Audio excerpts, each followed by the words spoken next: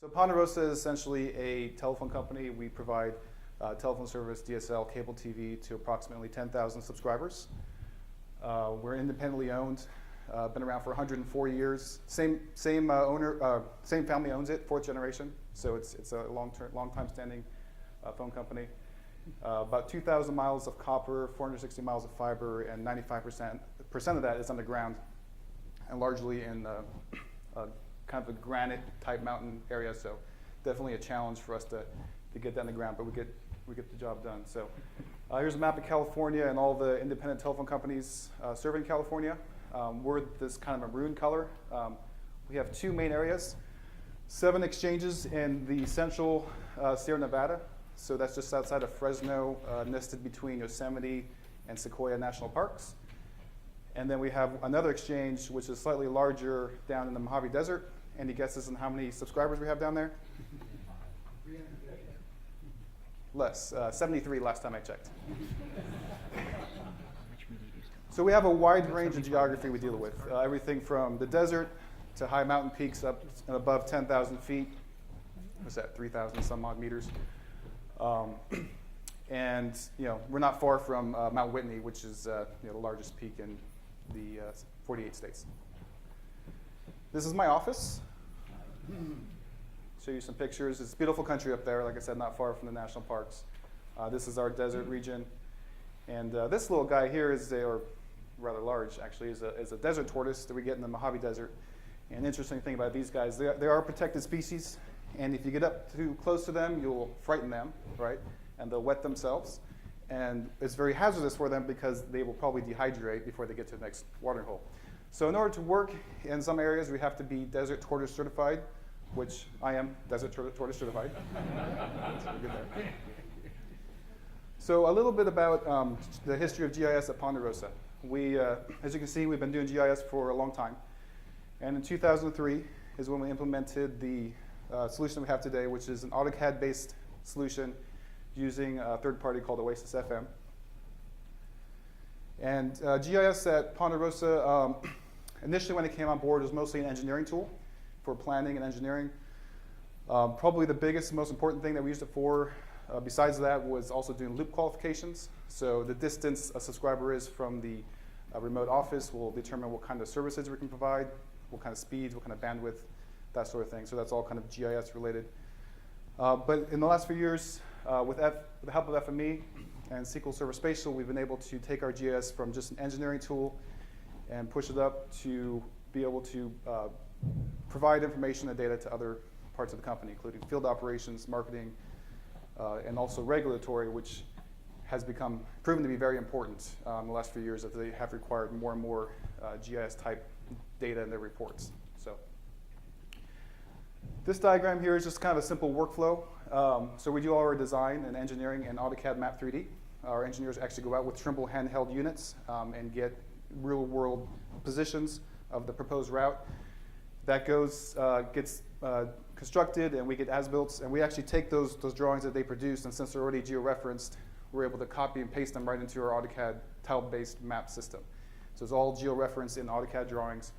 And then we use SQL Server as kind of for all of our attribute data. So every feature on our map, whether it's copper, fiber, pedestal, manhole, has attribute information such as the year it was placed, the work order, the type, the size, the gauge, all that kind of information necessary for engineering and supporting our network. So this is kind of our previous GIS setup. This is prior to FME. We're using, basically, like I said, AutoCAD Map 3D, SQL Server for the attribute data, and then Oasis FM is kind of the link between the attribute and the graphical data, as well as providing a telco data structure for manipulating the data to do other types of functions that maybe aren't geographic related.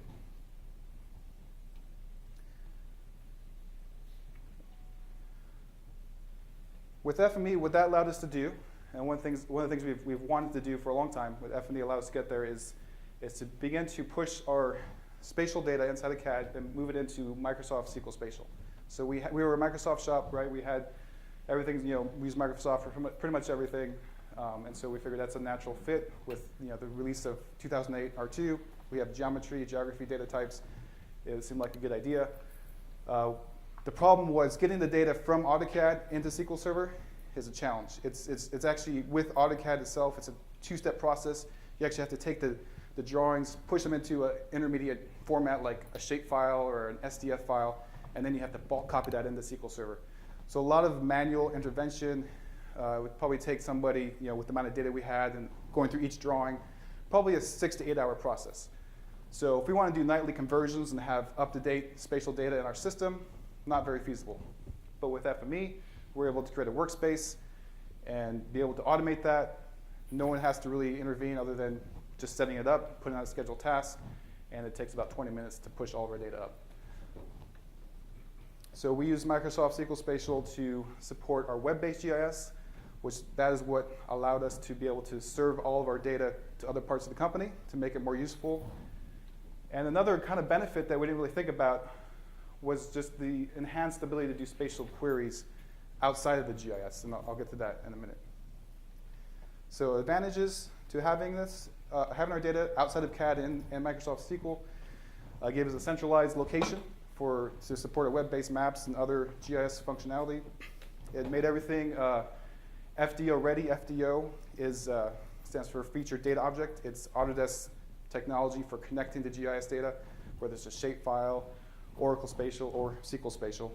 This is which we have a provider to be able to overlay all that data back into AutoCAD to do simple analysis such as buffering, overlaying, thematic maps. The other cool thing is inside of SQL, you have the ability to do actual spatial queries. You're using the ST commands inside SQL, ST intersects, ST buffer, that sort of thing. So with our data now outside of CAD and into SQL Spatial, we're able to provide end users that maybe are CAD users or maybe not even GIS people to do spatial queries without even realizing they're doing it.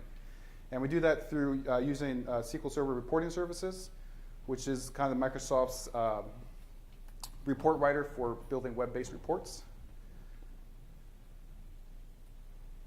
So I'll give you an example. So this is an AutoCAD. These red boundaries represent our customer serving areas, okay? And the green lines are basically copper. So if we had one of our planning engineers want to come in and figure out, okay, we want to do some copper replacement, we want to see how much copper we're going to deal with, what's the type, the size, the gauge, those type of statistics. They'd come into AutoCAD, do a simple select on the polygon, and there inside of our Prather serving area, that's all the copper. So basic GIS stuff. What we were able to do now that everything's inside of SQL Spatial is I actually built a report using SQL Server reporting services. And so what's happening here is in that drop down above, we're using that same exchange, Prather. And when you hit that, it basically, in the background inside SQL, is doing a spatial overlay of the polygons and the lines and come up with a summary of all the different types of cable, the span totals, the size, the gauge, and that sort of thing. So now my engineering manager or any other engineer that wants this information doesn't have to open CAD, doesn't have to be a CAD user. They can get this information directly. So this is what's happening in the background inside of SQL, just a simple SQL ST intersects to do that. Another example, the same serving areas, this time is customer locations. And this is very useful for people outside of engineering, so kind of more on the network side. We're going to put in some new equipment. We want to know exactly how many just regular telephone customers versus DSL customers, so we can know what kind of equipment we need to buy to support those type of customers in that area. So a lot of times you don't have the information just tabularly. It's all actually a spatially generated report. So having our data in SQL allowed us to do that. So how do we use FME? Obviously, the nightly conversions, that was kind of the key thing for us, kind of the main impetus for us getting FME in the first place, so we could get all the data into SQL Spatial. And then conversion, we also found some other uses. So we have Android tablets that we send out in the field for our locators and some of our field staff. And sometimes the product we're using is AutoCAD 360, which is a cloud-based cloud-based Android application or iOS application that you can view AutoCAD drawings with. And so sometimes we needed to kind of tweak those drawings, get them down to size. FME came in handy for that. And then last but not least, ad hoc GIS queries. This is probably the biggest surprise for us, is just how many awesome GIS tools are inside of FME itself. Not just for converting data, but actually analyzing, doing overlays, clipping, just manipulating geospatial data. And that was proved to be very valuable for us. So the way I kind of see it, the way we kind of have done this is AutoCAD has become our front end for viewing and editing and creating the data. Our data is stored inside of SQL and analyzed with FME. So FME is essentially our GIS toolbox, if you will. We didn't have to go out and invest in kind of your standard mainstream GIS to do all the kind of GIS functionality that we normally need. FME actually became that tool for us. So an example of how this worked out. Back in the beginning of 2011 or 2012, we decided that we wanted to apply for some money. There was some grants available for being able to increase broadband availability to our subscribers. So part of this application process, probably of the 17 different questions they asked us, maybe 5 or 6 of them were all GIS related. They wanted maps, they wanted shape files, and they wanted data that was based on census block and zip code information. So it was all geospatial related. So something that was kind of cool for us, because we really got a chance to really use our GIS for a very significant task. So we built some workspaces. So this one right here allowed us to kind of manipulate our data. So we grabbed some, we needed census block information. We got it from the census bureaus for the whole state. Really hard to work with. You bring in the AutoCAD, it'll crash the program. So we were able to use FME to basically use our exchange boundaries to clip out just the census blocks we need to get it down to size and put that in our database. Same thing here, similar, just building another layer. One of the questions they asked had to do with taking our project areas and buffering them by 5 miles. So we used FME to actually create a layer to do that. And then, as I mentioned, we also needed to add, basically append our subscriber information with census block and zip code.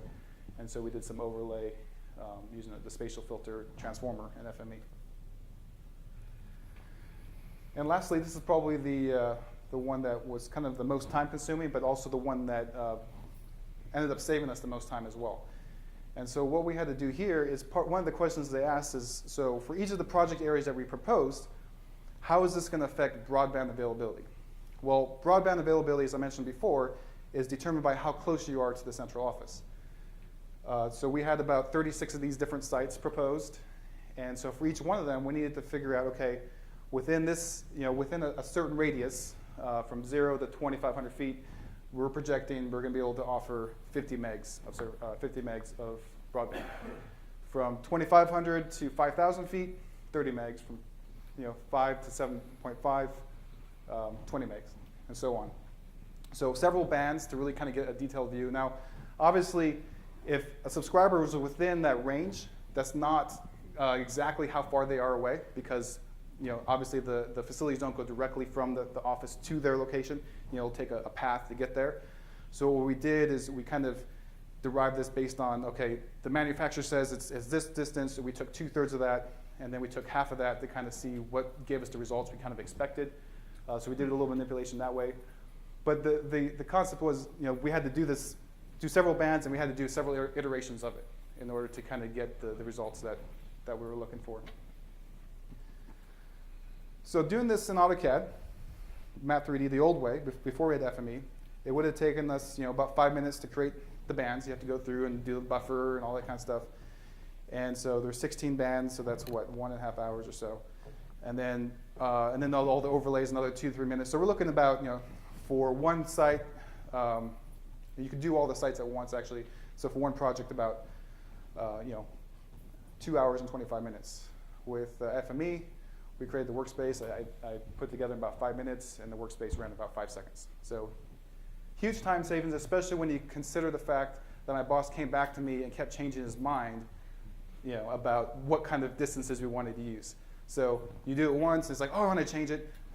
In FME, it was a lot easier to make those changes on the fly. So I can show you real quick what that looked like. All right, so this was so first thing we need to do was to create the bands. Oops. Okay. So this is just creating the bands. So I have basically 2 buffers, really simple. So I said it was a really simple workspace. Okay. And so the first buffer, this is basically going from 7,000 feet is the inner side of that buffer. And then this one was 10,000 feet. So basically we're looking at a band from 7 to 10,000 feet to create a donut. This clipper will basically do that. So it's clipping out the inner buffer on the larger buffer to create a donut. So create that. And that's what you come up with. So ran really quick, really simple workflow. And then the next part of that was to overlay it.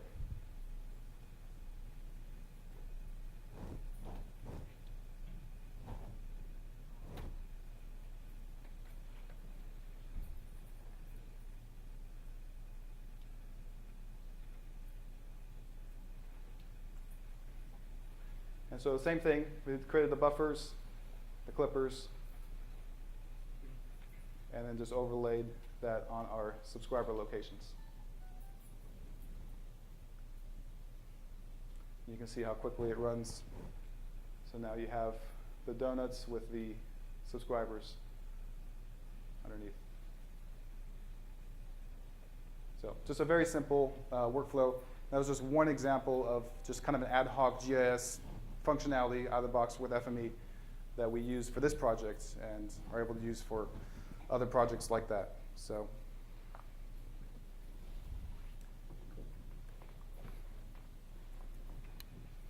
All right. So some more pictures of that.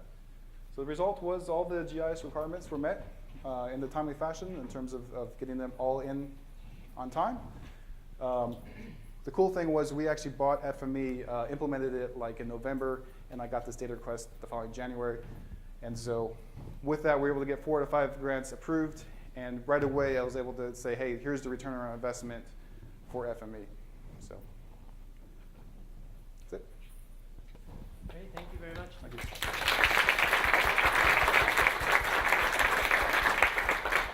So we have time for some questions. If anyone has a question, just raise your hand. I would like to know how you organize the probably daily update. Is this a full migration? Is this file driven? Because how do you organize the linkage between the AutoCAD identifier and SQL identifier? Yeah. So basically, all of our AutoCAD objects use link templates in AutoCAD. So each object has a key ID, which associates data inside of SQL Server. So when we do the spatial push, all we're pushing is the geometry. We're capturing that same key ID, as well as the layer it's on and some other information for styling later. So that goes in. That same key ID is linking to the same attributes in the same the other database. So it's both in SQL. We actually have a separate spatial instance, right, or database, if you will, for the spatial part of it. And so it's the same key ID, so it's still linked that way. Any further questions?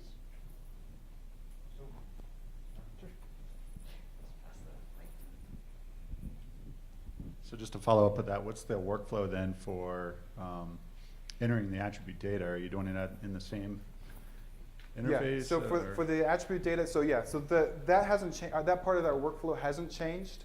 We're still using Oasis FM. They actually have an AutoCAD tool palette, right? So when you draw a line, you just put in some attributes. That creates a link between the geometry and the attribute data. So FME just creates it, puts it in the spatial, and you still have that link. We are looking at eventually migrating everything into the spatial database and doing everything there using, because Map3D now includes what we used to be called TopoBase, which allows you to actually manipulate the data in CAD stored natively inside of SQL. So we're looking to eventually push that, so we're getting rid of DWG altogether. So. Any further questions? No? Great, thank you very much.